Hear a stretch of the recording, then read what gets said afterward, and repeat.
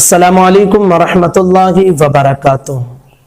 ईद की नमाज के मुतालिक लॉकडाउन में ईद की नमाज कैसे पढ़ना है, बार बार इसके हवाले से सवालात आ रहे थे और जो है मुझे इसके जवाबात का इंतजार था। मैं चाहता तो जवाब दे देता, लेकिन अपने बड़े उलमाए किराम के फतवों का मैं इंतजार कर रहा था कि उनके फतावे आ जाएं, उसके बाद इस पर क्लिप बनाई जाए। अब अल्हम्दुलिल्लाह शेर काजी मुंबई मुफ्ती महमूद अख्तर साहब क़िबला का भी फतवा आ चुका है कि लॉकडाउन में ईद की नमाज कैसे पढ़नी है, और अल जामिअतुल अशरफिया मुबारकपुर के सदर मुफ्ती और सदरुल मुदर्रिसीन प्रिंसिपल हजरत मुफ्ती निजामुद्दीन साहब क़िबला का भी फतवा आ चुका है कि ईद के दिन लॉकडाउन में हमें कैसे नमाज अदा करनी है। गुजारिश है कि इस क्लिप को आप अच्छे अंदाज में समझ लें, सीख लें, ताकि जो बदमज़हब आपको बहकाने की कोशिश करते हैं वो आपको बहका ना सके। आप अलग अलग क्लिप्स देखेंगे, बहुत सारे लोग आपको ये इजाजत देंगे कि आप घर पर ईद की नमाज पढ़ें, बिल्कुल ऐसे ही जैसे ईद जुमा की उन्होंने परमिशन दी है कि आप घरों में जुमा पढ़ लें, जमात से पढ़ें, जोहर की नमाज, जो क्या क्या परमिशन दिए हैं ऐसे वो आपको ईद की भी परमिशन देंगे। लेकिन सही मसला जानना आपके लिए जरूरी है। सबसे पहली चीज आप ये समझ लीजिए कि ईद के लिए जो शर्तें हैं वो तमाम वही शर्तें हैं जो जुमा के लिए हैं, सिवाय खुतबा के। यानी जो शर्त जुमा कायम करने के लिए है वही शर्त ईद भी कायम करने के लिए है। बस फर्क यह है कि जुमा के लिए खुतबा शर्त है, ईद के लिए शर्त नहीं है। ये एक फर्क है। दूसरी चीज आप ये समझ लीजिए कि हमारी और आपकी सबकी ये उम्मीद बंधी हुई है कि अगर मस्जिद खुली होती या ईदगाह खुले होते, हमें परमिशन होता, तो हम जरूर वहां जाकर ईद की नमाज अदा करते। ये हमारी नियत है। तो हम गरचे जिस्मानी तौर पर ईदगाह में या ईद की नमाज में शामिल नहीं हो रहे हैं, लेकिन नियत के हिसाब से हम जरूर शामिल हैं। तो नियत हमारी थी कि अगर खुला होता तो हम पढ़ते, और अल्लाह का शुक्र है कि अब तक हम ऐसा करते आए हैं। तो इंशाअल्लाह रब की ज़ात पाक से उम्मीद है कि इस नियत का सवाब जरूर मेरा रब हम सबको अता फरमाएगा। तीसरी चीज आप ये समझें कि जिस तरह जुमा की नमाज 5 लोगों के परमिशन के साथ गवर्नमेंट के लोग मस्जिद में 4-5 लोग मिलकर जुमा की नमाज अदा कर रहे हैं, अगर इतनी ही परमिशन ईद की नमाज के लिए भी रहती है, जैसा कि जाहिर यही है कि इससे ज्यादा नहीं होगी, तो वही लोग सिर्फ और सिर्फ ईद की नमाज मस्जिद में जमात के साथ अदा करेंगे, और उनके अलावा जो और लोग हैं वो घरों में हरगिज ईद की जमात कायम नहीं करेंगे, न जमात के साथ ईद की नमाज पढ़ेंगे, न तन्हा ईद की नमाज पढ़ेंगे। जिनको परमिशन है 4-5 लोग, वो लोग मस्जिद में पढ़ेंगे, और उनके अलावा जो लोग घरों में हैं वो ना जमात के साथ ईद की नमाज पढ़ेंगे, न तन्हा। उन्हें कौन सी नमाज पढ़नी है, तो इसके हवाले से आप मुफ्ती निजामुद्दीन साहब के फतवे में जो मौजूद है वो ये है कि दुर्रे मुख्तार और बहारे शरीयत में ये मसला मौजूद है कि नमाज ईद के बाद 4 रकात नफल नमाज पढ़ना घर में मुस्तहब है। कब? ईद के बाद 4 रकात नफल नमाज घर में, घर के अंदर पढ़ना ये मुस्तहब है। यूं भी चाश्त के वक्त में 4 रकात नमाज पढ़ने की अहादीस नबविया में बड़ी फजीलत आई है। अब ईद की नमाज का के बाद का जो वक्त होता है वो चाश्त का ही वक्त रहता है, तो वो फरमा रहे कि ईद के बाद 4 रकात नफल पढ़ना मुस्तहब है। और इसी तरह आप अगर देखें तो चाश्त की नमाज जो 4 रकात पढ़ी जाती है, इसकी भी बहुत फजीलत अहादीस में आई है।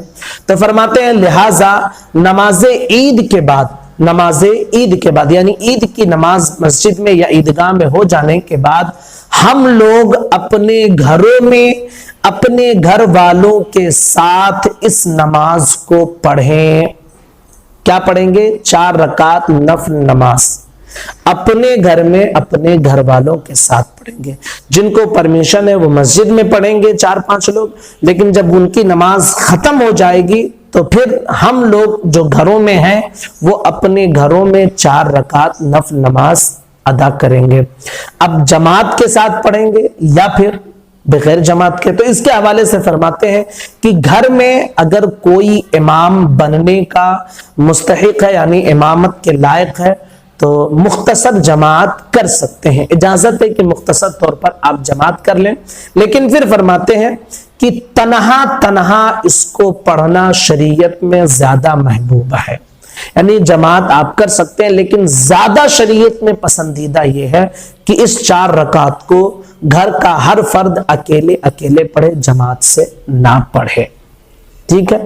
تو عید کے نماز ہمیں جو ہے جن کو پرمیشن ہے وہ لوگ مسجد میں ادا کریں گے، اور جن کو نہیں ہے تو ہرگز مسجد یا عیدگاہ میں جانے کی کوشش نہ کریں، نہ اپنے گھروں میں جماعت قائم کریں، نہ جو ہے مطلب تنہا عید کی نماز کریں، بلکہ کیا پڑھیں گے ہم؟ عید کی نماز ختم ہو جانے کے بعد 4 رکعت نفل نماز ہم پڑھیں گے۔ پھر فرماتے ہیں کہ یہ بھی اختیار ہے کہ آپ اپنے گھر میں 2 ہی رکعت نہ پڑھیں، یعنی 2 رکعت صرف اگر آپ پڑھیں گے تو بھی اس میں کوئی حرج نہیں ہے، یہ بھی مندوب ہے، بہتر ہے، لیکن 2 رکعت کے مقابل میں 4 رکعت کا ثواب بہرحال زیادہ ہے، یعنی آپ 2 رکعت پڑھیں تو 2 رکعت کا ثواب ملے گا، لیکن اگر آپ 4 پڑھتے ہیں تو اس کا ثواب زیادہ رہے گا۔ حدیث مبارکہ ابن ماجہ کی ایک حدیث ہے جو حضرت ابو سعید خدری سے مروی ہے، فرماتے ہیں کہ نماز عید سے پہلے حضور صلی اللہ تعالی علیہ وسلم عیدگاہ میں کوئی نماز نہ پڑھتے تھے، جب آپ گھر آ جاتے تو 2 رکعت نماز پڑھتے تھے۔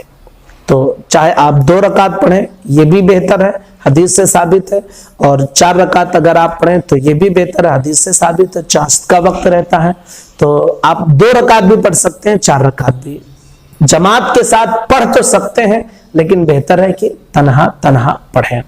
اب آپ کو ایک کام اور کرنی ہے کہ جب اس 4 رکعت کو 4 رکعت آپ پڑھیں یا 2 رکعت پڑھیں، جو بھی آپ پڑھیں دونوں اختیار ہیں، جب آپ پڑھ لیں تو آپ کو ایک کام کرنی ہے، وہ یہ کہ سلام پھیرنے کے بعد 34 مرتبہ 34 مرتبہ آپ کیا کریں؟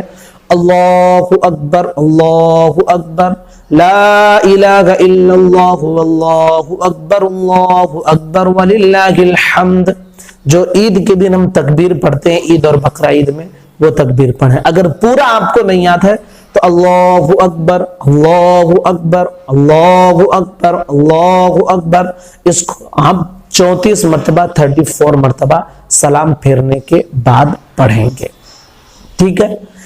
کب؟ چاہے آپ 2 رکعت پڑھ رہے ہوں یا 4 رکعت، سلام پھیرنے کے بعد آپ کو 34 مرتبہ یہ آپ پڑھ لیں۔ نیت کیسے آپ کو کرنی ہے اس 4 رکعت کی یا 2 رکعت کی؟ تو آپ سمجھ لیجئے، اگر آپ 4 رکعت پڑھ رہے ہیں تو نیت کی میں نے 4 رکعت نفل نماز واسطے اللہ تعالیٰ کے، منہ میرا طرف کعبہ شریف کے، اللہ اکبر۔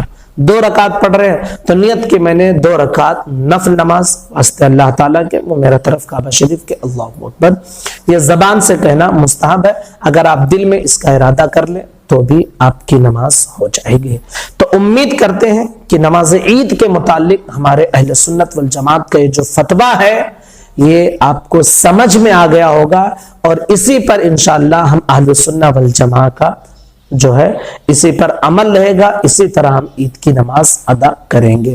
گزارش ہے کہ ہر سنی صحیح العقیدہ کے پاس اس کلپ کو آپ ضرور پہنچائیں تاکہ کوئی بد مذہب ان کی نماز کو خراب کرنے کی کوشش نہ کر سکے۔